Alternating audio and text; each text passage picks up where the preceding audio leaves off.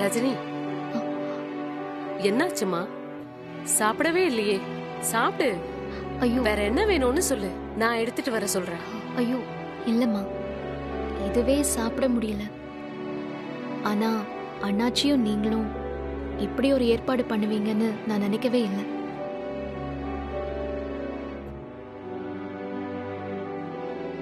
உனக்கு சர்ப்ரைஸா இருக்கணும்னு தான் அவங்க இந்த ஏற்பாடு பண்ணிருக்காங்க. நீயும் நடந்த கஷ்டமான விஷயங்கள் எல்லாம் மறந்துட்டு சந்தோஷமா இருக்கணும்ல. சரிம்மா. இங்க பாருமா, நீ வெளியில சிரிச்சாலும் உள்ள நிறைய குழப்பம் இருக்குன்னு எனக்கு தெரியும். திடீர்னு இந்த மாதிரி ரிசப்ஷன் பார்ட்டி, அது ஒரு பக்கம் இருக்கு. அது இல்லாம அவன் மேல கோபமும் இருக்கு. இப்ப கூட எனக்கு இப்படி பண்ணிட்டான்னு கோபம் இருக்கதான் செஞ்சது. ஆனா அவன் நல்ல பையன்மா. ஆனா 2 பேர் வீட்லயும் யாருமே சந்தோஷமா இல்ல. அந்த பொண்ணு இப்போ கோமா ஸ்டேஜ்ல இருக்கா. இவன் இப்படி செஞ்சதுனால தானே சொல்லுங்க? அவனை எப்படி நல்ல பையன் சொல்றீங்க? அவன் உன் கழுத்துல தாலி கட்டினதுக்கு அப்புறம் தானே உனக்கு அவன் மேல கோபம். அதுக்கு முன்னால நீயும் அவனை விரும்பியிருக்கல. தப்பான ஆளா இருந்தானா நீ அவனை பக்கத்துல கூட சேர்த்திருக்க மாட்டியம்மா. அது மட்டும் இல்லம்மா, நான் தங்கத்தை வாங்கி விக்கிறவன். எது அசல் எது போலின்னு உரைச்சி பார்க்க வேண்டிய அவசியமே இல்லை. ஒரே பார்வையில சொல்லிடுவேன், பார்த்திவன் தங்கம். இல்லம்மா, அவன் தாலி கட்டின விதம் தப்பா இருக்கலாம். ஆனா அவனை விட அதிகமா ஒன்னும் வேற யாராலும் புரிஞ்சுக்க முடியாது. இப்ப பேசும்போது கூட சொன்னா பாத்தியா, தனக்கு என்ன வேணும்னு கூட தெரியாத ஒரு குழந்தை ரஜினின்னு சொன்னான். அந்த ஒரு பேச்சு போதும் அவன் யாருன்னு தெரிஞ்சுக்க.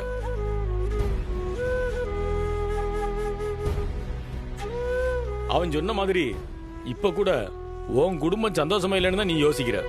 உன் சந்தோஷம் என்னன்னு உனக்கு யோசிக்க தெரியல. ஆனா உன் சந்தோஷத்தை பத்தி அவன் யோசிக்கிறான். இந்த உலகத்துல நாம நேசிக்க எத்தனை பேர் இருக்கிறாங்கிறத விட நம்மளை புரிஞ்சுக்கிட்டு நேசிக்க யார் இருக்காங்கிறதான் ரொம்ப முக்கியம். உன் வாழ்க்கையில அப்படி உனக்காக இருக்கிற ஒருத்தன் தான் பார்த்திவன்.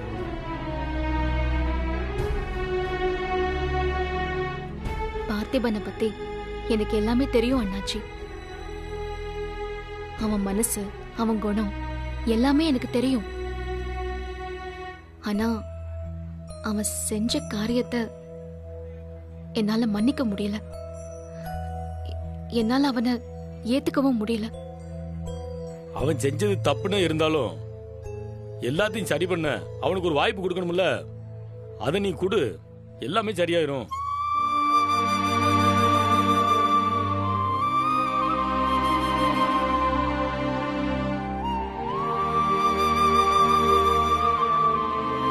இப்பவும் என் அப்பா ஸ்தானத்துல இருந்து ஒரு பொண்ணுக்கு சொல்ற மாதிரி தான் சொல்லிக்கிட்டு இருக்கேன். நீ புரிஞ்சுக்கவே எனக்கு தெரியும்.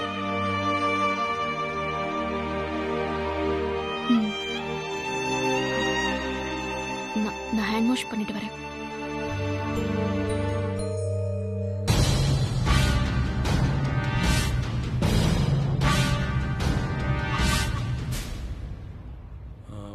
பார்த்திபா, வா வந்து உட்காரு. என்ன பார்த்திபா, சந்தோஷம் தானே? ரொம்ப சந்தோஷம். கொஞ்ச நாளாவே நிறைய நெகட்டிவ் விஷயமாவே நடந்துட்டு இருந்துச்சு. இப்போ இந்த ஃபங்க்ஷன் நடத்தி ரொம்ப பாசிட்டிவ் எனர்ஜி கொடுத்துட்டீங்க.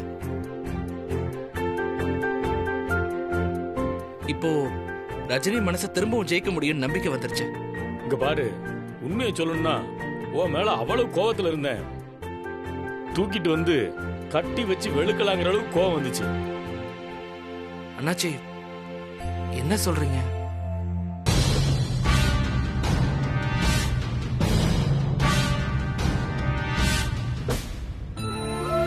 எந்த ஒரு விஷயத்திலையும் கோபத்தை ஆற போட்டு எடுக்கிற முடிவு தான் சரியா இருக்குன்னு தெரிஞ்ச வேணா விசாரிச்சு பார்த்தேன். உண்மை என்னன்னு புரிஞ்சு போச்சு. என் கோபம் தப்புன்னு கூட நான் புரிஞ்சுக்கிட்டேன். ரஜினி ரொம்ப பாவம். வாழ்க்கையில ரொம்ப கஷ்டப்பட்டு முன்னுக்கு வந்திருக்கு. தான் மட்டும் இல்லாம தான் குடும்பத்தையும் சேர்த்து காப்பாத்தி கொண்டு வந்திருக்கிற பொண்ணு அது. நானும் கஷ்டப்பட்டு வந்தவன் தான். அதனாலதான் ரஜினியை என் பொண்ணுன்னு ஏத்துக்கிற அளவுக்கு பாசம் எனக்கு.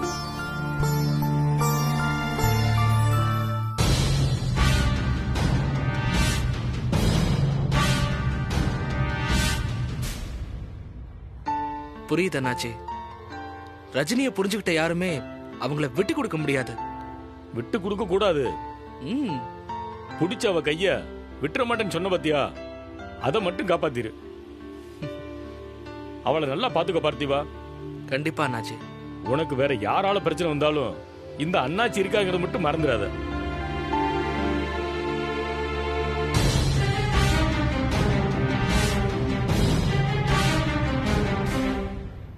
அண்ணாச்சி, ரஜினி இல்லாம ஒரு வாழ்க்கை கண்டிப்பா எனக்கு இல்ல. நிச்சயமா உங்களை சந்தோஷமா பார்த்துப்பேன்.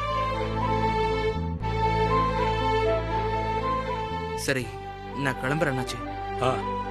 ரஜினி கை கழுவதான் போயிருக்கா. வா நம்ம கிளம்பலாம். வாமா.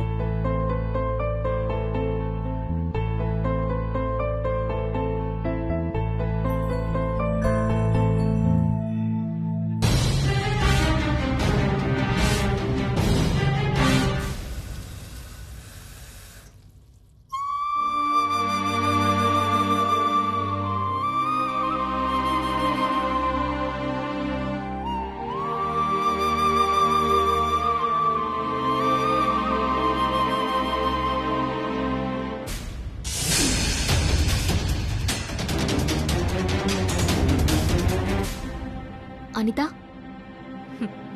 என்ன ஷாக்கா இருக்கா? நீ இங்க எப்படி? நீ எதிர்பார்த்திருக்க மாட்டேன்னு எனக்கு நல்லாவே தெரியும். அனிதா, எல்லாரையும் விட என்னை பத்தி நல்லா தெரிஞ்சவ நீதான். அப்படின்னு நானே இவ்வளவு நாள் தப்பா நம்பிட்டு இருந்திருக்கேன். நீ யாருங்கிறது இதோ இப்பதான் புரியுது ரஜினி. இங்க பாரு, என் மேல இருக்கிற கோவத்தெல்லாம் ஒரு செகண்ட் ஓரமா ஒதுக்கி வச்சுட்டு என் ஃப்ரெண்டா கொஞ்சம் யோசிச்சு பாருடி. ஃப்ரெண்டு? அந்த வார்த்தையை சொல்லி இத்தனை வருஷம் என்னை ஏமாத்தினது பத்தாது, இன்னும் என்னை ஏமாத்த முடியும்னு உனக்கு அவ்வளோ நம்பிக்கை? நான் உன்னை எந்த விதத்திலயும் ஏமாத்தல அனிதா. ஐயோ ஆமா, உதவிக்குன்னு கூட்டிட்டு வந்த என் தம்பிய நீ லவ் பண்ணல. அவனை விட்டுட்டு போறேன்னு என்கிட்ட சத்தியம் பண்ணிட்டு அவன் கூட பேசிட்டு இருக்கல. அவனை கல்யாணத்துக்கு சம்மதிக்க வேணும் கேட்டத அவன்கிட்டயே போட்டு கொடுத்துட்டு பிளான் பண்ணி நீ அவனை கல்யாணம் பண்ணிக்கல. உன் கூட வாழ மாட்டேன்னு தாலி அறுத்தெறிஞ்சு அவனை வீட்டை விட்டு துரத்துற மாதிரி நீ டிராமா போடல. நீ என்னை ஏமாத்தவே இல்ல ரஜினி. அனிதா பிளீஸ், பார்த்திபனை நான் விரும்பினது மட்டும் உண்மை. அத நீ கேட்டப்பவே நான் சொல்லிட்டேன். நான் கோர்ட்ல பேசின எல்லாமே உங்க அம்மாவுக்காக தான். அவங்க வீடு தேடி வந்து ஏன் கால்ல போய் அன்னைக்கு நானும் வந்து உன் கால்ல விழணும் தானே நீ இருந்த. நான் வரல, அதனாலதானே நீயும் கோர்ட்டுக்கு வரல. என்ன அனிதா, ஏன் இப்படி ஒண்ணு விடாம எல்லாத்தையும் தப்பா புரிஞ்சுக்கிற? சத்தியமா நான் அப்படிலாம் நினைக்கவே இல்லை அனிதா. சரி, எல்லாம் போகட்டும். நீ எதுவுமே பண்ணல, நீ எனக்கு உண்மையாதான் இருந்திருக்க.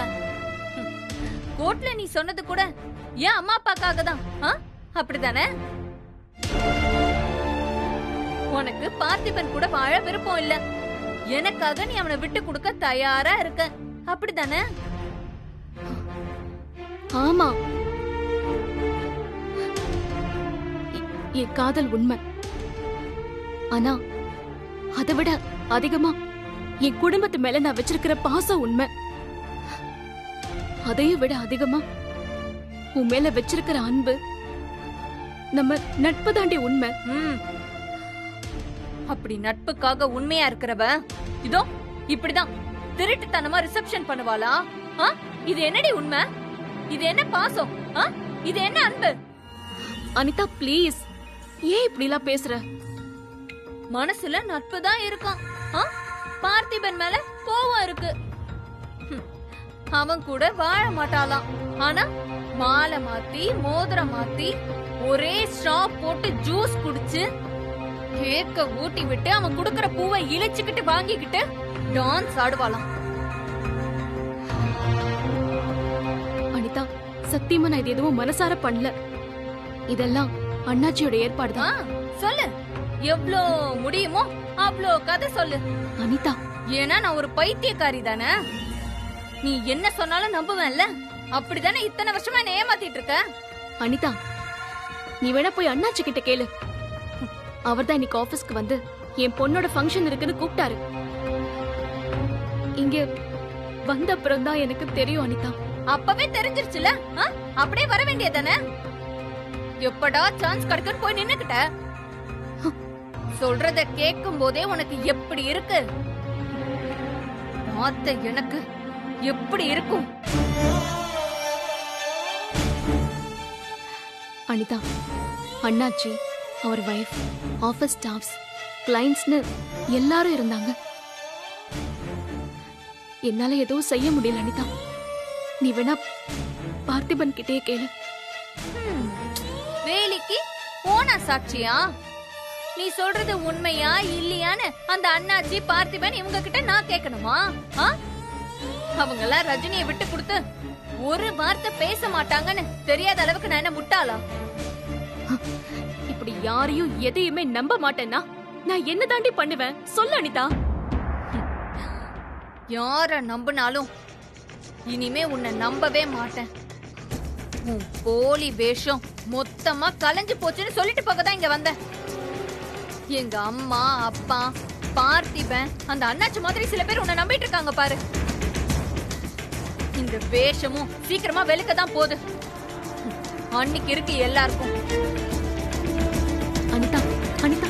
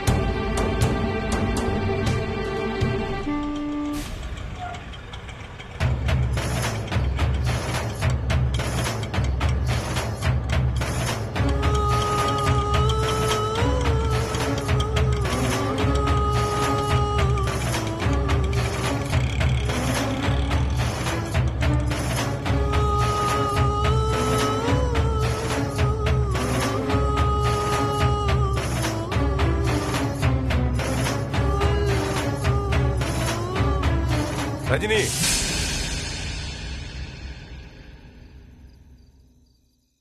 யாரு வாயை திறந்தாலும் இப்படியே முறைச்சு அடக்கிடு.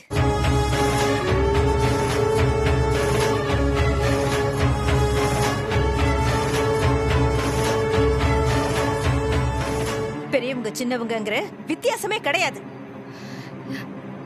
என்னமா வேணும் உனக்கு? நானே செம்ம டென்ஷன்ல இருக்கேன்.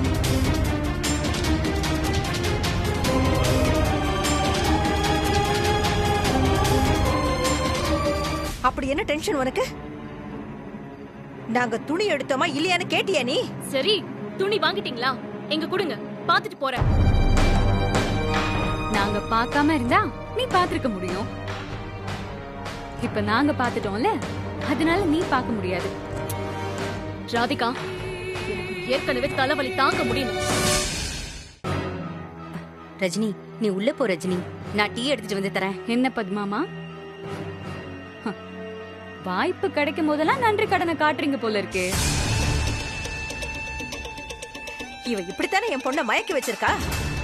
டீ குடுக்கறாளா? டீ அதான் கேக்க மாத்தி மாத்தி ஊட்டிக்கிட்டாங்களே, அப்ப தலை வலிக்கலையா? நீ போன ஃபங்க்ஷனை நாங்க இங்க இருந்து லைவா அட்டெண்ட் பண்ணோம். கல்யாணம் சிறப்பா நடந்ததை பாக்குறதுக்கு தான் எனக்கு கொடுத்து வைக்கல. என்ன இருந்தாலும் அண்ணாச்சி பெரிய மனுஷன் தான். ஊருக்கே படம் பிடிச்சு காமிச்சார்ல. ஏன் ரஜினி, அதுக்கு நீ எங்க கிட்ட நேரடியா சொல்லிட்டே போயிருக்கலாமே. நாங்களாம் கடைக்கு போலான்னு ஆசையா கிளம்பி இருந்தோம். சங்கரி, ஏன் இப்படி பேசுற? முதல்ல என்ன நடந்துச்சுன்னு அவ சொல்லட்டும், அவளை பேச விடுங்க. ரஜினி, என்னம்மா இது?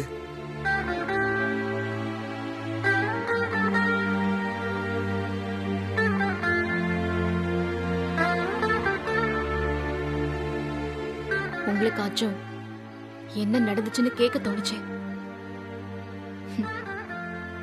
நீங்களாச்சும் என் மேல நம்பிக்கை வச்சிருக்கீங்களே, ரொம்ப தேங்க்ஸ் மாமா. என்ன ரஞ்சிதா நீ? நான் அப்பவே சொன்னேன்ல, இப்ப அவ வந்ததும் ஆளாளுக்கு மாறி மாறி கேள்வி கேக்குறீங்க. நான் என்னங்க தப்பா சொல்லிட்டேன்? நீங்களும் தானே நடந்ததெல்லாம் பாத்தீங்க. அவ்வளவு பெரிய ஃபங்க்ஷன் நடந்திருக்கு. நல்லா சிரிச்சு பேசுறது என்ன, அவன் இவ தோள் மேல கை போடுறது என்ன, கேக்க ஊட்டி விடுறது என்ன. ஐயோ, ஆமா, வீட்டுக்குள்ள வந்ததுக்கு அப்புறம் தலைவலி வந்துரும், அவன் மேல கோபம் வந்துரும். என்னம்மா நடிப்புப்பா. இங்க பாருங்க, ஆளுக்கு தேவையில்லாம பேசிட்டு இருக்காதீங்க. நீ உண்மையை சொல்லிட்டு போக வேண்டியதானே? இதே நாங்க போய் சொல்லியிருந்தா எப்படிலாம் அடிச்சிருப்ப?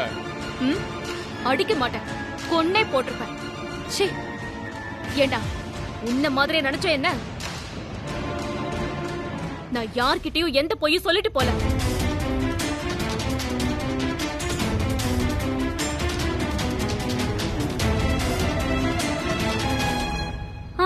அப்புறம் எப்படி அந்த கல்யாண பார்ட்டிக்கு போன? அது கல்யாண பார்ட்டின்னு எனக்கு தெரியவே தெரியாது. அண்ணாச்சி ஏதோ ஒரு ஃபங்க்ஷனுக்கு என்னை இன்வைட் பண்ண மாதிரி தான் பண்ணாரு. தெரிஞ்சிருந்தா நான் கண்டிப்பா போயிருக்க மாட்டேன். இதையே தான் நானும் சொன்னேன் ரஜினி. இது ரஜினிக்கு நிச்சயமா தெரியாம தான் நடந்திருக்கும்னு நான் சொன்னேன். ஆனா யாருமே அதை கேட்கவே இல்லை.